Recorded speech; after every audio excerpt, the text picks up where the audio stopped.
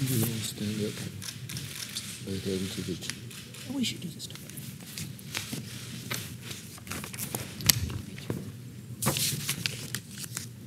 Good afternoon. I'd like to welcome our guests to the Federal Reserve today as we, along with 5 other federal agencies, take another important step in implementing the Dodd-Frank Act and enhancing stability in the securitization markets. The final rule before the board would require sponsors of securitizations to retain an economic interest in the assets that they securitize. Often called skin in the game, risk retention requirements better align the interests of sponsors and investors by providing an economic incentive for sponsors to monitor the quality of securitized assets. The rule we're considering today was developed on an interagency basis with the SEC, OCC, FDIC, HUD, and FHFA. I look forward to today's discussion, and let me now turn to Scott Alvarez, our General Counsel. Thank you, Chair Yellen. The final rule under consideration today would implement an important element of the Dodd-Frank Act. Congress included a risk retention requirement in the Dodd-Frank Act to address problems it perceived in the misalignment of interests of investors and sponsors of securitizations. Under Section 941 of the Dodd-Frank Act, the 6 rule-writing agencies that you mentioned must jointly adopt rules that require securitizers to retain an economic interest in the credit risk of the assets they securitize. In general, this requirement may be no less than 5% of the credit risk of the securitized assets. Congress intended this requirement to provide sponsors with an incentive to monitor and ensure the quality of the securitized assets underlying a securitization transaction, and thus help align the interests of the sponsors with the interests of the investors. The statute provides an exemption for qualified residential mortgages and permits other exemptions from risk retention for assets that meet standards that limit credit risk. The final rule would cover all types of securitizers, including those that are not otherwise subject to prudential regulation. Enforcement authority over most securitizers is vested by the statute in the SEC. The Federal Reserve's enforcement responsibilities are focused on securitizers that are state member banks or uninsured U.S. state branches of foreign banks. To allow securitizers and the markets time to adjust to the final rule, the statute delays the effective date of the final rule as it applies to securitization transactions collateralized by residential mortgages until 1 year after the date on which the final rule is actually published in the Federal Register. For other types of securitization transactions, the final rule does not become effective until 2 years after the publication date. The final rule we are presenting to you today has benefited from 2 rounds of public comment and significant public input.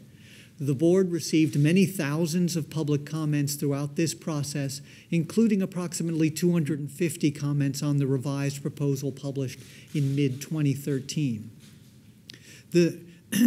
Several of the agencies have approved the rule yesterday, and the remaining rule-writing agencies are expected to approve that today. Staff of all the rule-writing agencies recommend this adoption of the same final rule. I'll now turn to April Snyder for an overview of the final rule. Thank you. In my remarks, I will provide a brief overview of the final rule and highlight key concerns that were raised by commenters on the proposed rule issued last year. I will then turn to my colleagues Karen Pence from the Division of Research and Statistics and Adam Ashcraft from the Federal Reserve Bank of New York to discuss the definition of qualified residential mortgage, application of the rule to collateralized loan obligations, and the anticipated economic impact of the rule on securitization markets.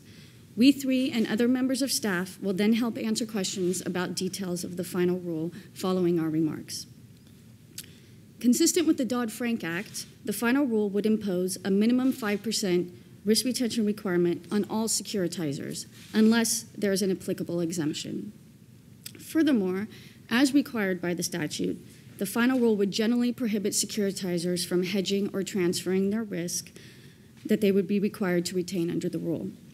Securitizers or sponsors organize and initiate securitization transactions by directly or indirectly transferring assets to the special purpose entity that issues asset-backed securities. Because their decisions, that is the decisions of the securitizers, directly affect the quality of the securitized assets, securitizers are identified under the Dodd-Frank Act as the party that typically should be subject to risk retention.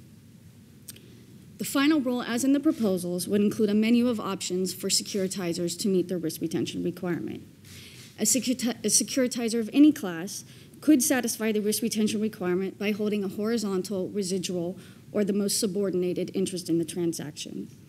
That would be measured by fair value.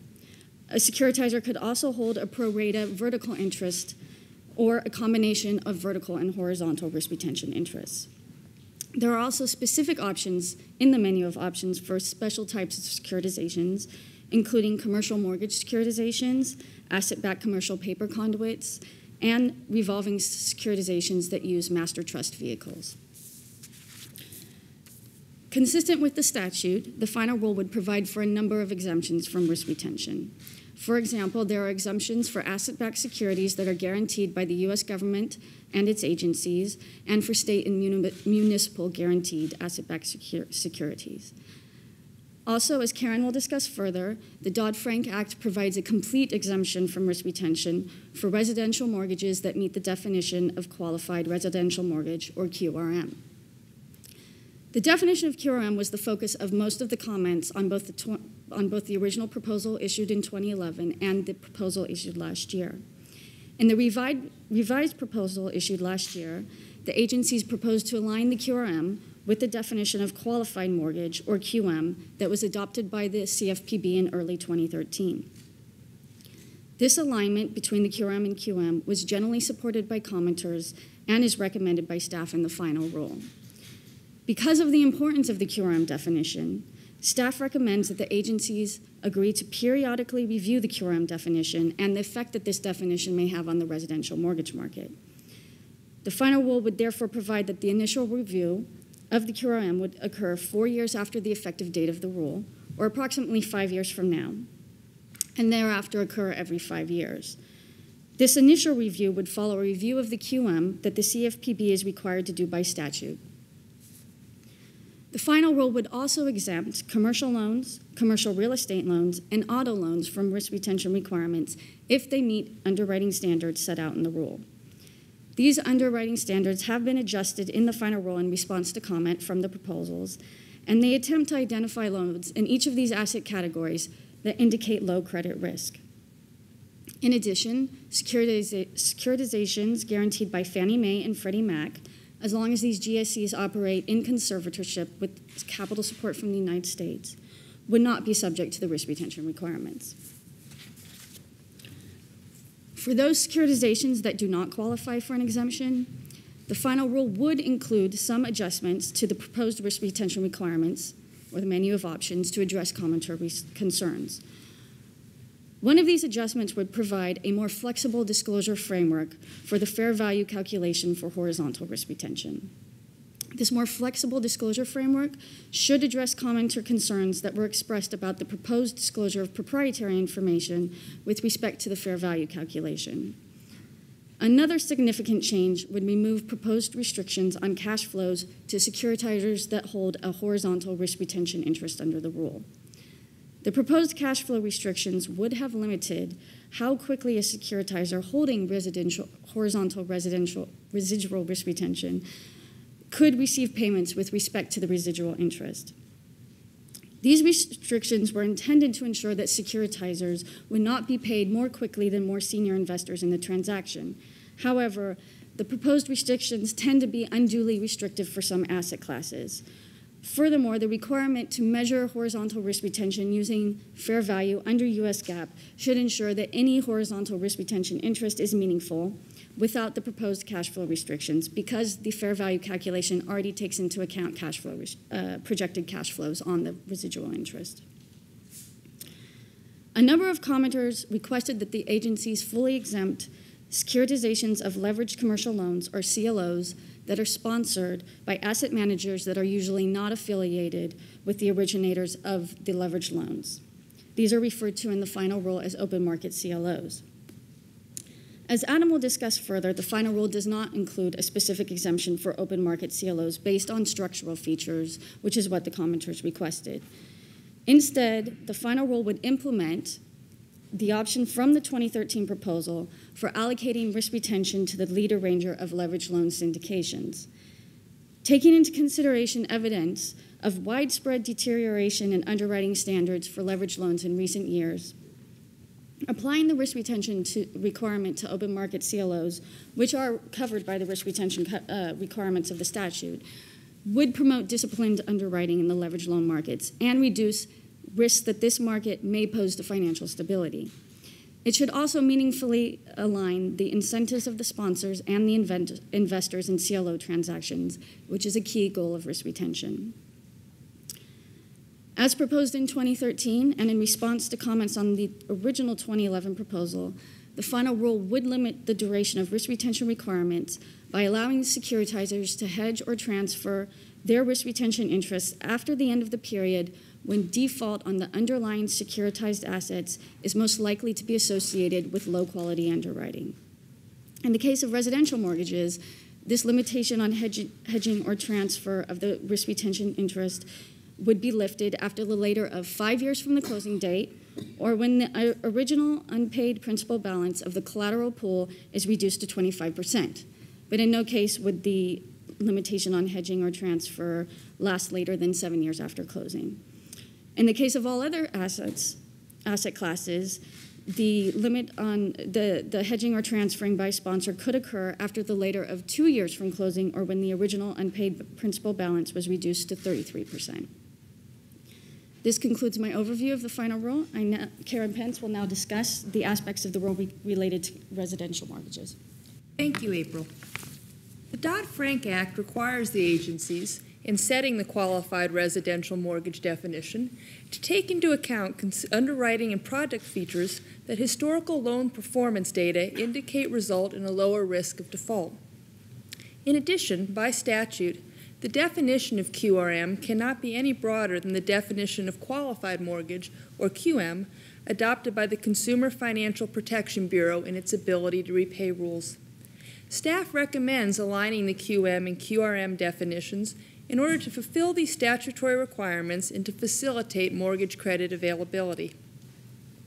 Broadly speaking, a qualified mortgage cannot have negative amortization, interest-only or balloon features, or a loan term longer than 30 years. Generally, points or fees must be less than or equal to 3% of the loan amount, with adjusted caps for smaller loan amounts, and the total debt-to-income ratio must be 43% or less, with full documentation of consumers' debt and income. Some exceptions to these rules are permitted for loans originated by small portfolio lenders, insured or guaranteed by the Federal Housing Administration or other government agencies, or eligible for purchase or guarantee by Fannie Mae or Freddie Mac. This last exception, known as the GSE patch, is in place until January 2021 or the GSE's exit conservatorship, whichever comes first. Historical data suggests that loans that meet the qualified mortgage criteria typically perform better than those that do not. For example, by one calculation, serious delinquency rates for loans originated from 2005 to 2008 that would likely have met the QM criteria are about half the rates for loans originated at the same time that appear ineligible. This calculation and other supporting analysis are described further in the revised proposal that the agencies issued last August. At the same time, staff evaluated the potential effect of the QRM definition on access to mortgage credit. Mortgage lending conditions remain very tight, especially for borrowers with lower credit scores. Meanwhile, mortgage applications, as measured by the Mortgage Bankers Association application indexes, remain at the lowest levels since the 1990s. Staff was concerned that lenders would be reluctant to originate loans that did not meet the QRM criteria, or would charge significantly higher rates or fees for such loans, and that credit availability might thereby tighten further. Many commenters also focused on the possible effects of the QRM definition on access to credit. In order to facilitate the recovery in the mortgage credit markets, staff thus recommends aligning the QM and QRM definitions. Staff believes that this definition also provides considerable protection for investors, as QM requirements such as full documentation of income and debts will improve underwriting and increase the information available to investors. However, mortgage and securitization market conditions and practices may change over the next few years, and concerns about access to credit may become less acute. As a result, as April mentioned, staff recommends revisiting the QRM definition in 5 years or earlier at the request of any agency. In the interim, staff expects that the effect of the rule on access to mortgage credit will be small. This judgment is based on the fact that the vast majority of current mortgage originations meet the qualified mortgage criteria and so will be exempt from risk retention. At this time, most non-QM loan originations appear to be jumbo loans with interest-only payments or debt-to-income ratios greater than 43%. As these loans tend to be originated to borrowers who appear otherwise to be strong credit prospects, staff anticipates that funding for these loans will remain available. The staff also recommends providing an exemption from risk retention for securities collateralized by 2 types of mortgages that do not qualify for technical reasons as qualified mortgages, yet meet similar underwriting criteria and play a role in providing affordable mortgage credit or affordable housing. The first type are those originated by state housing finance agencies, community development financial institutions, and other institutions with a focus on building and strengthening at-risk communities. The second type are certain mortgages backed by 3 to 4 family properties, which are typically pooled in securitizations with mortgages backed by 1 to 2 family properties. Under the draft final rule, loans on 3 to 4 unit residential properties that otherwise meet all of the QM criteria, including underwriting and product criteria, would be excluded from risk retention requirements and could be combined with QRM in a single security. Staff recommends that the agencies review the exemption for both of these types of mortgages at the same time as the review of the QRM definition. My colleague Adam Ashcraft will now discuss the CLO market and the possible effects of the rule on the securitization market. Good. Thank you, Karen. I first wanted to start by reminding you that there are 2 segments to the CLO market. There is a balance sheet segment, which is largely used by non-bank finance companies, used for funding loans to middle market companies. The sponsors in this segment generally hold very large first loss positions, which we believe are adequate to satisfy the rule. A second and much larger segment of the CLO market is the open market or arbitrage CLO segment. These CLOs are organized and managed by an asset manager who purchases these loans that are used by private equity funds to fund or refinance mergers and acquisitions.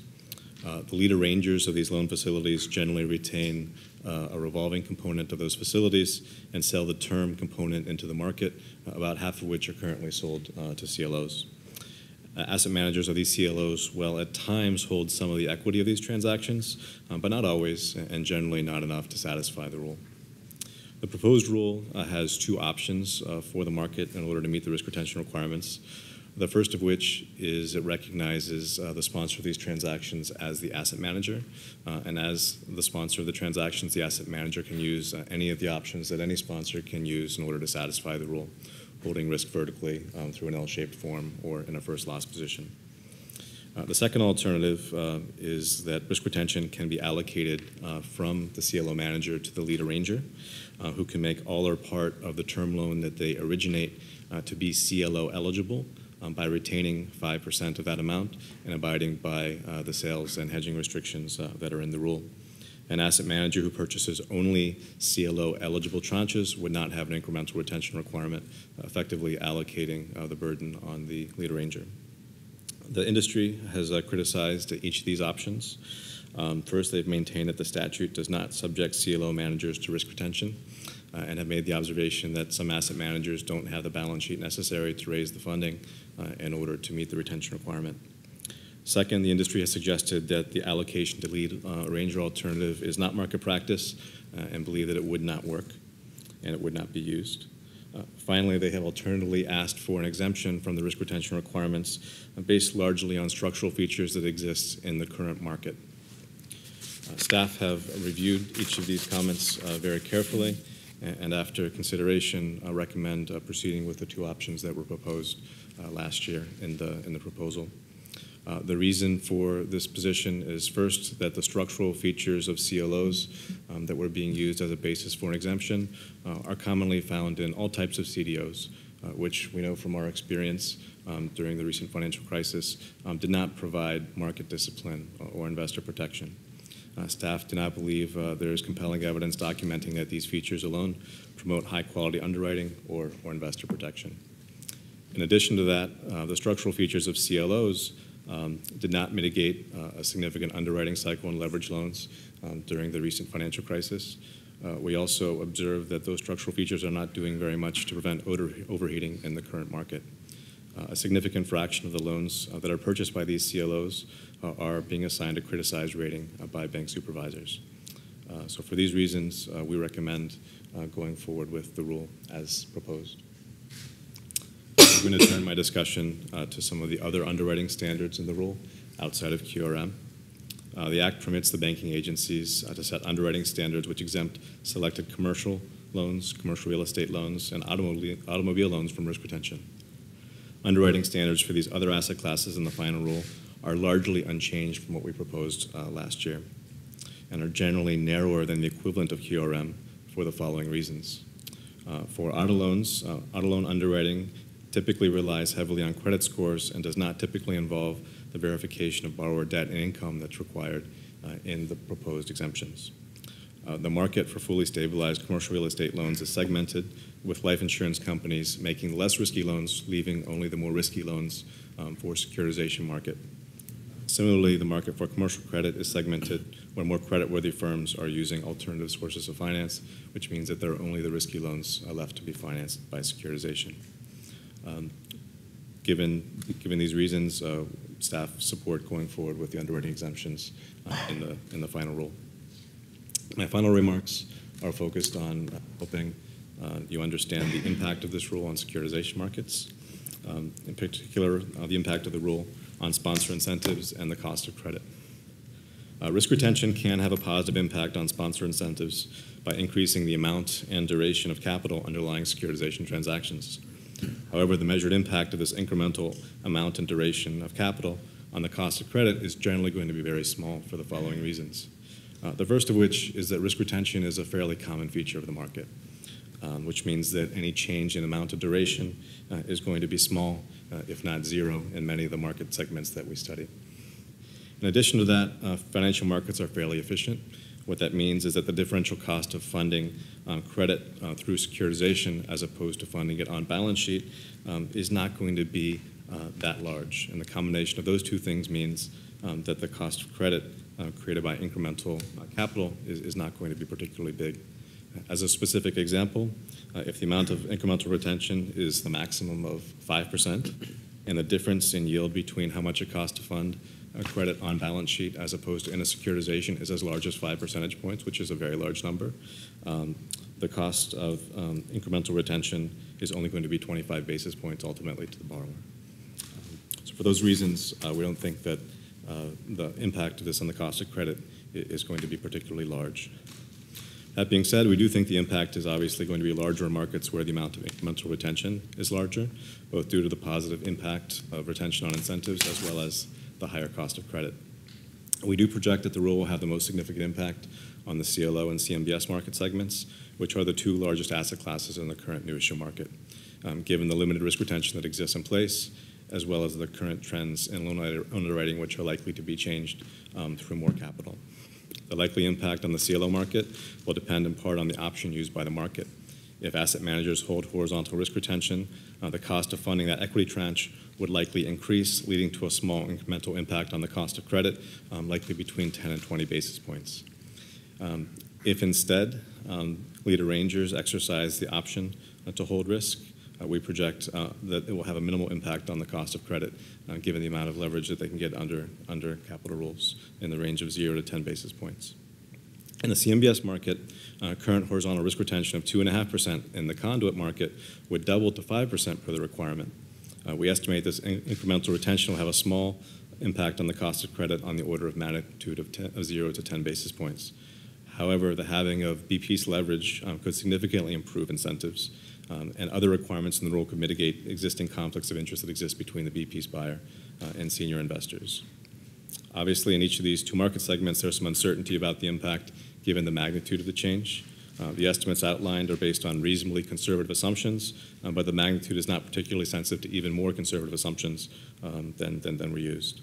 In other market segments, the impact of the rule is likely to be minimal, as the amount of incremental retention is small to 0. In particular, transactions in the consumer, non-agency mortgage, and esoteric segments typically meet the rule as currently structured. It's possible that the sales and hedging restrictions that are part of the rule that are not part of the market will further improve sponsor incentives, but might increase the cost of equity for the risk retention that's in place. It's also possible that the required disclosures, which are part of the rule, will increase the cost of securitization. However, we project that each of these changes will have minimal impact on the cost of credit. In summary, the rule is likely to have a positive impact on sponsor incentives in the largest market segments, where underwriting is deteriorating, with a small impact on the cost of credit. While the rule is unlikely to have a significant impact on incentives or cost of credit in other market segments, it will prevent the sale or hedging of risk retention that's already in place, and will provide an important backstop to limit the future dilution of risk retention going forward. Thanks very much. Let me start off with, I just have one question. I just want to talk a little bit more about CLOs. As you noted, this was an area where there were a lot of comments that were worried about market practice in this area and whether or not the market could adjust to this requirement. On the other hand, as you mentioned, and April did as well, we've really seen a marked deterioration of underwriting standards on leverage loans. And so in a way, it looks like a prime example of why we would want risk retention. So I guess I just have two parts of a question. One is, do you think that the market has the ability to adjust? It seems as though asset managers aren't structured to have the resources to be able to take on the risk retention. And as you noted, for the lead arrangers, that hasn't been common practice. So is it your sense from the conversations or research that you've done that you think the market has the ability to adjust so we won't see a severe contraction of credit in this area?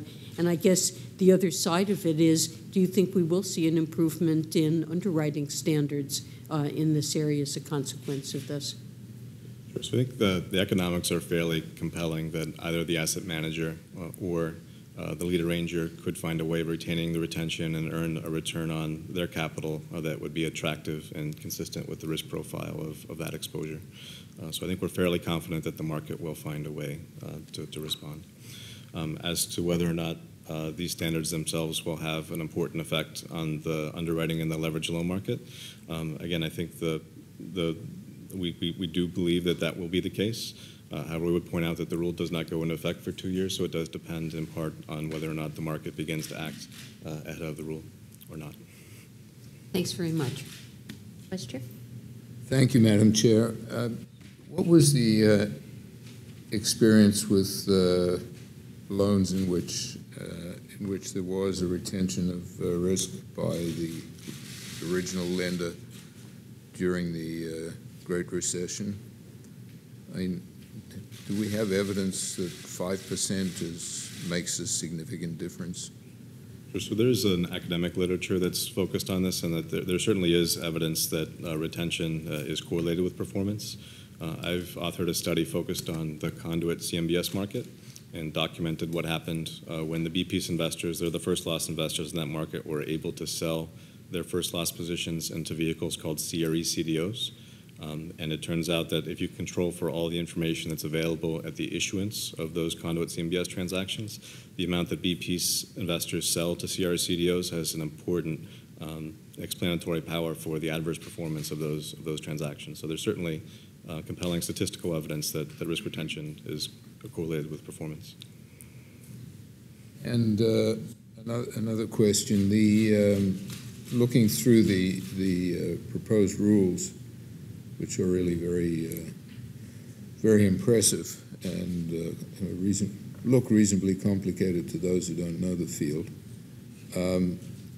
I assume there was a lot of pressure for relaxing the requirements when this all was being discussed, and how much sort of did you have to insist that this is going to happen? I see there are a few areas where there are compelling reasons to permit the originator not to have to retain some of the risk. How big was that? So I don't know how we size that. The QRM space, the mortgage space, that's a statutory exception. So the pushback there was about how you define QRM versus QM, and there was, as Karen explained, there was quite a lot of debate and a lot of thought about where exactly to draw that line to ensure that there would still be access to credit while making meaningful risk retention. And the CLO space, I think, was the place where there was the most comment requesting an exception. And for the reasons we explained, we decided to recommend not allowing an exception in the CLO place. I think with the other markets, we actually were pretty comfortably within what is market practice and what the statute requires. So there's not a lot of, there wasn't a lot of controversy in the auto loans or the CMBS or the corporate space. Fred, is it fair? Any other comments? Thank you, Madam Chair. Governor Trillo. Thank you, Madam Chair. I think this is probably directed to Karen and Adam. With the contemplation in the reg of a review within 4 or 5 years, what kinds of developments will staffs of the relevant agencies be monitoring, and what would be a potential trigger for an earlier review than the 4 years that's contemplated in the draft reg? Of course, in the mortgage space, we'll be looking very closely at access to credit. As you know, credit scores of residential mortgages still remain quite high, much higher than they were pre-crisis. So I think before we started to get concerned, we'd really have to see an extension of credit that, it's a little hard to say what normal is, but that certainly wasn't today's market standards. And then within the securitization markets, of course, return to some of the risky practices. To date, the mortgage securitization markets are quite muted. I mean, there's no signs of pressures there at all. So I think we're still, a few years away from being in a place where red flags would come up for us. And is there a contemplated an ongoing interagency staff process to do this kind of monitoring and discussion? We certainly talk frequently. Okay. Thank you, Madam Chair. Governor Powell. Thank you, Madam Chair. So is this the sort of global market where we have to think about competitive balance between jurisdictions? And can you, I don't know which of you this would be addressed to, but what have other jurisdictions done on risk retention for securitization? And is that a consideration for these markets?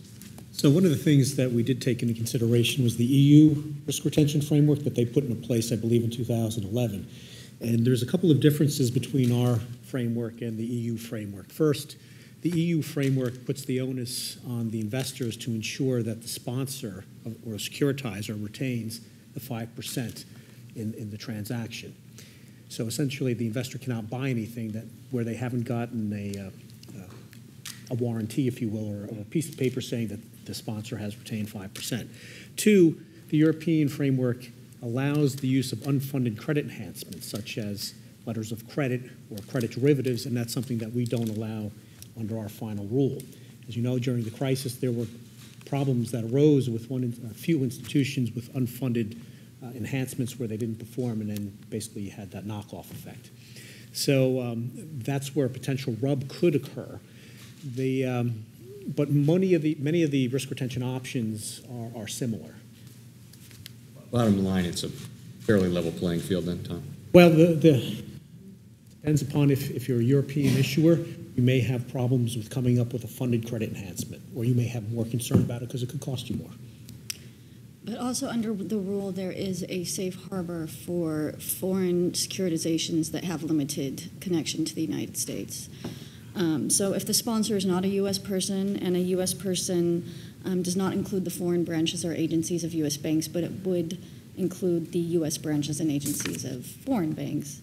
If you're not a U.S. person, you will not have to comply with the risk retention requirements of the final rule as long as a couple of things are satisfied. One is that no more than 10% of the value of the securitization can be sold or transferred to U.S. persons. And the other is if the foreign sponsor, who's not a U.S. person, is 50% owned, 50% or more owned by an entity that also 50% or more owns a U.S. person, the foreign sponsor cannot acquire more than 25% of the collateral in the pool that's being securitized abroad from that U.S. person that's in their affiliated group. Great. So that would allow a lot of foreign securitizations to not have to comply with the rule. Great, thank So you. we did try to address some concerns that foreign securitizers had raised with us to try and take care of some of or smooth out some of the potential bumps. That's helpful, thank you. Just one other question. Scott, something you said at the beginning, I want to make sure I understood correctly. Is it the case that the asset managers, that any party that's not regulated by a prudential regulator now automatically is regulated by the SEC? Is that what I heard you say? Yes, so under the statute lays out the jurisdiction for enforcement of compliance with the rule, and the way it's laid out, the federal banking agencies have authority over insured depository institutions, which does include in the definition U.S. branches of foreign banks, and everybody else is subject to the SEC. Thank you, Madam Chair. So are you satisfied that the definition of qualified mortgage, which was really a definition that was developed for consumer protection reasons, will, if as proposed in the rule, it's adopted as the definition of qualified residential mortgages, also satisfy the need for incentive alignment and for investor protection? That's really the thrust of this rule. Right, and of course you're hitting on the issue that staff spent an awful lot of time and stomach lining trying to figure out. I think the crucial issue, the crucial motivation for risk retention is this idea that the investors don't have all the information that the sponsors have. And there's a feature of the QM which is particularly helpful along that respect, which is the full documentation of income and assets, which of course was not something we knew about when we originally proposed the rule. It's hard to believe that now, but if you look back at the years going up to the run-up of the crisis, 40% of subprime purchase mortgage originations did not have full documentation of income. And if you look at the academic literature where they've found misaligned incentives and information problems, it's in the low document space. They're not finding it as much in the full documentation space.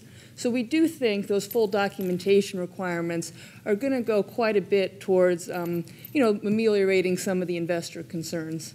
There also have been other changes in securitization markets. For, of course, the Securities and Exchange Commission released their Regulation AB, which requires a lot more disclosure to investors about what's in the transactions, and crucially requires that disclosure 3 days in advance of when the securities go for sale. So we do think that, along with some other reforms in the securitization market, some of the changes made by the GSEs and industry, for example, mean that a lot of the information asymmetry that was a big problem before has partially been addressed by changes. So on balance, we do think this is a reasonable place to end up. Of course, we have left open the, the re-review in 5 years to see if if our judgment should change. Thank you. Second question, if this rule had been in place over the course of the last year or 2 years, To what extent do you think it would have addressed our concerns about excessive risk-taking and deteriorating underwriting standards in the leveraged loan space? And how do you think terms, volumes, underwriting standards might be different today? Understood. So I think it's important to observe that the CLO market only has about a 50% market share of the leveraged loan market. And in the past few years, the CLO market share was actually relatively low as investors coming through mutual funds were bidding up the prices of leveraged loans. So an effective rule on CLOs might have further constrained their market share, but might not have had an overall effect on the leveraged loan market. I think the only caveat to that is if the way that lead arrangers decided to implement the rule would have been to choose to retain the risk themselves, that would have protected the broader market from risk-insensitive pricing and could have done a lot more to moderate the underwriting cycle. So I think it depends in part on how the rule is implemented. Well, thank you. Before asking for motions, I would like to ask each of my colleagues to state your position on the rule. Maybe we'll start with Vice Chair and Alfonso. I'm in favor of agreeing to the rule. Governor Tarullo? I as well, Madam Chair. Governor Powell? As do I. I'm happy to support the rule. Governor Brand? And likewise. With that, then, I need we're going to have two motions. The first is as follows. I need a motion to approve the proposed joint final rule implementing the securitization credit risk retention requirements of Section 941 of the Dodd-Frank Act. So moved, Madam Chair. Second. All in favor? Aye. Aye. And second, I need a motion to authorize staff to make technical, non-substantive changes prior to publication in the Federal Register. So moved, Madam Second. Chair. All in favor? Aye. Aye. Okay. Both motions pass. Thank you, everybody, very for much. the We appreciate your excellent, Great job. excellent work that you've done. And at this point, I'd like to call a recess in our meeting for a few minutes. We go do that go around.